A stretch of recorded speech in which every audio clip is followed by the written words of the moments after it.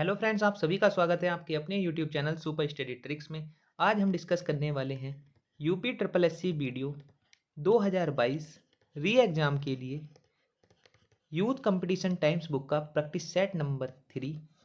इसमें भी हमने क्वेश्चन शामिल किए हैं क्वेश्चन नंबर 26 से लेकर 51 तक।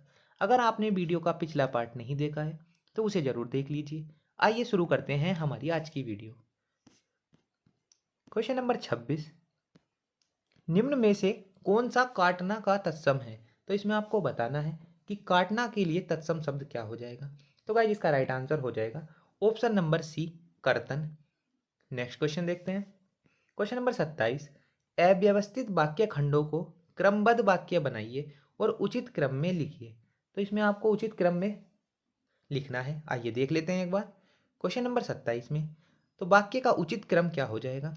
शुरू से ही, यहाँ मार्क कीजिए आप, शुरू से ही आर्थिक और सामाजिक अन्याय को, शुरू से ही आर्थिक और सामाजिक अन्याय को बिना हिंसक विरोध के, बिना हिंसक विरोध के भारतीय सहते चले आए हैं। तो इस तरह से आप इन्हें अरेंज कर सकते हैं। तो गाइस इसका राइट आंसर हो जाएगा option number D. Next question देखते हैं। क्वेश्चन नंबर 28, अवधि शिला का ऊर पर था गरु भार, तिल तिल काट रही थी द्रग जलधार। तो इसमें आपको बताना है कि कौन सा छंद है। अवधि शिला का ऊर पर था गरु भार, तिल तिल काट रही थी द्रग जलधार। तो इस उद्धरण में प्रयुक्त छंद है। तो इसमें आपको बताना है कि कौन सा छंद है। तो गाइस इसका राइट आंसर हो जाएगा ऑप्शन नंबर सी, बरवे छंद। और बरवे की बात करें तो यह किस तरह का छंद हो जाएगा? अर्ध सममात्रिक छंद। तो बरबेक किस तरह का छंद हो जाएगा? अर्ध सममात्रिक छंद हो जाएगा। नेक्स्ट क्वेश्चन देखते हैं।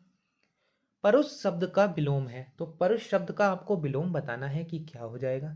तो परुष का अर्थ होता है कठोर, तो इसका विलोम क्या हो जाएगा? ऑप्शन नंबर डी, कोमल। नेक्स्ट क्वेश्चन, जिसका जन्म पहले हुआ हो, वाक्य के लिए उपयुक्त शब्द का चयन कीजिए। तो जिसका जन्म पहले हुआ हो उसे क्या कहा जाता है? अग्रज। तो गाइस इसका राइट आंसर हो जाएगा ऑप्शन नंबर ए।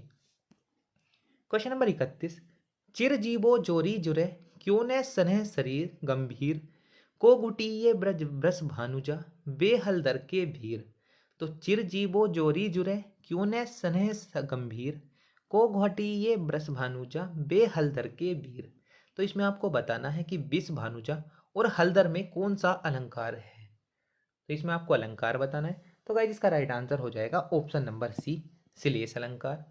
जहां किसी शब्द के एक से अधिक अर्थ निकले वहां कौन सा अलंकार होता है? श्लेष अलंकार। आइए नेक्स्ट क्वेश्चन देखते हैं। क्वेश्चन नंबर 32, मेरे घर से आपका घर 5 किलोमीटर दूर है। इस वाक्य में घर से कौन सा कारक है? तो घर से जब भी अलग होने की बात हो तो वहां कौन सा कारक होता है? अपादान कारक। जब भी हम बात करेंगे अपादान कारक की, तो अपादान कारक के संबंध में आपको 3 बात हमेशा याद रखनी है। तुलना, अलगाव या भय की स्थिति में, तुलना, अलगाव या भय की स्थिति में हमेशा कौन सा कारक होगा? अपादान कारक।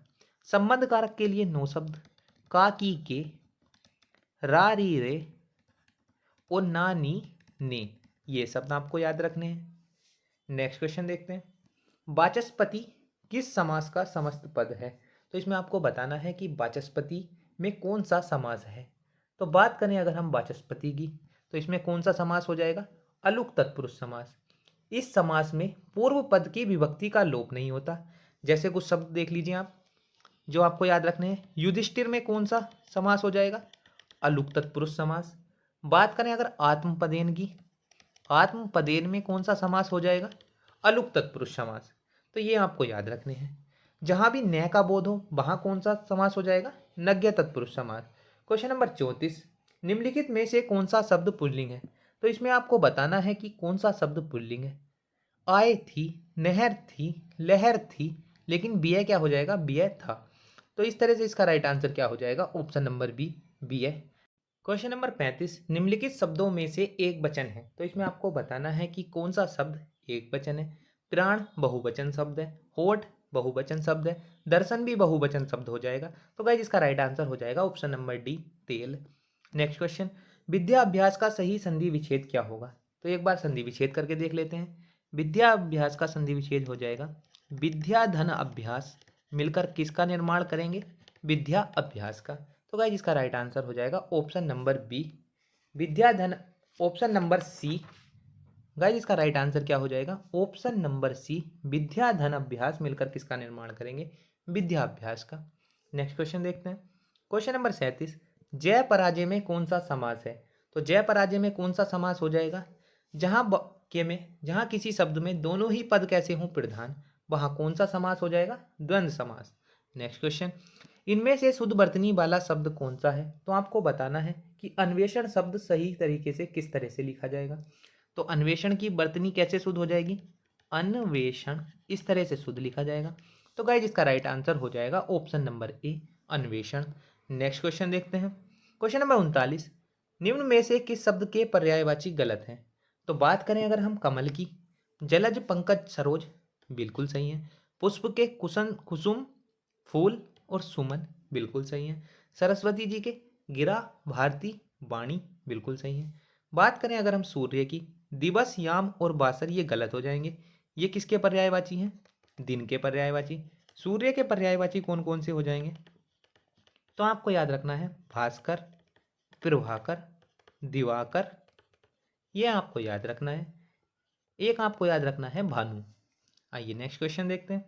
आवरण शब्द का विलोम शब्द है, तो आवरण का आपको विलोम बताना है। तो इसका राइट आंसर क्या हो जाएगा? अनावरण। नेक्स्ट क्वेश्चन, अजानुबाहु शब्द निम्नलिखित में से किस वाक्य के लिए सही है? तो अजानुबाहु किसे कहते हैं? जिसकी भुजाएं घुटनों तक लंबी हों उसे क्या कहा जाएगा? अजानुबाहु। क्वेश्चन नंबर 42, बहती गंगा में हाथ धोना का सही अर्थ है। तो बहती गंगा में हाथ धोने का क्या अर्थ हो जाएगा? अवसर का लाभ उठाना ही क्या कहलाता है? बहती गंगा में हाथ धोना। क्वेश्चन नंबर 43, मैथिली शरण गुप्त का संबंध आधुनिक काल के किस युग से है? तो मैथिली शरण जी का संबंध किस युग से है? इसका राइट आंसर हो जाएगा ऑप्शन नंबर बी, द्विवेदी युग से। अगर हम बात करें द्विवेदी युग की, तो द्विवेदी युग के प्रवर्तक कौन है? द्विवेदी युग के प्रवर्तक कौन हो जाएंगे? महावीर स्वामी, महावीर प्रसाद द्विवेदी। कौन हो जाएंगे? महावीर प्रसाद द्विवेदी जी। अगर बात करें छायावादी युग की, छायावादी युग के लेखक के नाम पूछे जाते हैं आपसे, तो आपको नाम याद रखने हैं। एक तो जयशंकर प्रसाद जी का, एक निराला जी का, सूर्यकांत त्रिपाठी निराला और सुमित्रा नंदन पंत। ये तीन नाम आपको याद रखने हैं, सुमित्रा नंदन पंत, जयशंकर प्रसाद और सूर्यकांत त्रिपाठी निराला। नेक्स्ट क्वेश्चन, हिंदी साहित्य के किस कवि को कवियों का कवि कहा गया है? तो कवियों का कवि किसे कहा गया है, ये आपको बताना है। तो गाइस इसका राइट आंसर हो जाएगा शमशेर बहादुर सिंह को क्या कहा गया है? कवियों का कवि कहा गया है। इसमें हम देख लेते हैं इनके क्या क्या उपनाम है। अज्ञे की जब भी बात हो तो अज्ञे को क्या कहा गया है?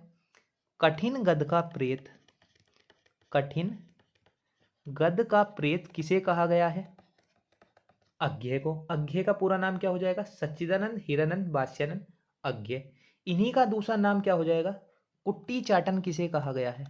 क्वेश्चन पूछा गया है कि कुट्टी चाटन किसे कहा गया है, तो कुट्टी चाटन किसे कहा गया है? अज्ञे को। कठिन गद का प्रेत किसे कहा गया है? अज्ञे जी को। हरिवंश राय बच्चन के लिए आपको याद रखना है हालावादी कवि किसे कहा गया है? हालावादी कवि, ये आपको याद रखना है। हालावादी कवि किसे कहा गया है? हरिवंश राय बच्चन को। तो कौन कौन से नाम आपको याद रखने हैं? अज्ञे जी के लिए कुट्टी चाटन और कठिन कठिन गद का प्रेत, हरिवंश राय बच्चन जी को हालावादी कवि और शमशेर बहादुर सिंह कवियों का कवि।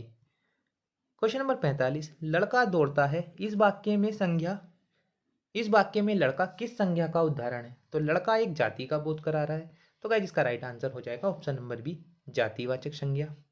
लड़का जल्दी से लपक कर पहुंचा, वाक्य में जल्दी से पद का कौन सा भेद है? तो जल्दी से क्या कर रहा है? यहाँ क्रिया की विशेषता बता रहा है, तो यह क्या हो जाएगा? क्रिया विशेषण। तो ऐसे शब्द जो वाक्य में क्रिया की विशेषता बताते हैं क्या कहलाते हैं?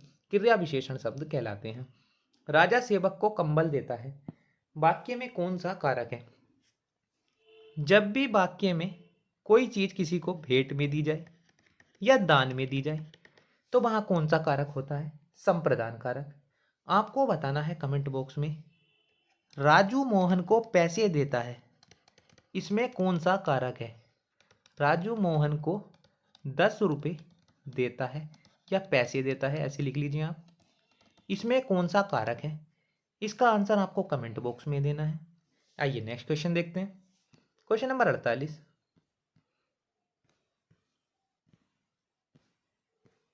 अधिसूचना का अंग्रेजी अनुवाद है। तो अधिसूचना को अंग्रेजी में क्या बोला जाता है?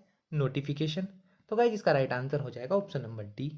क्वेश्चन नंबर 49, निम्नलिखित में से कृत वाच्य का वाक्य बताइए। तो इसमें आपको बताना है कि कृत वाच्य का कौन सा वाक्य हो जाएगा। तो तुलसीदास ने रामचरितमानस लिखी, तो इसका राइट आंसर हो जाएगा ऑप्शन नंबर ए, तुलसीदास ने रामचरितमानस लिखी। क्वेश्चन नंबर 50, जहां वाक्य की अंतिम गति रूप ले ले, विचार के तार टूट जाएं, वहां किस चिन्ह का प्रयोग किया जाता है? तो इसका सीधा सीधा अर्थ है कि जहां वाक्य समाप्त हो वहां किस चिन्ह का प्रयोग किया जाता है? पूर्ण विराम चिन्ह का। तो गाइज इसका राइट आंसर हो जाएगा ऑप्शन नंबर डी। तो गाइज कैसी लगी हमारी वीडियो, हमें कमेंट बॉक्स में ज़रूर बताइएगा। और वीडियो अच्छी लगी हो तो वीडियो को सब्सक्राइब, तो वीडियो को लाइक और चैनल को सब्सक्राइब करना मत भूलना। Thank you friend.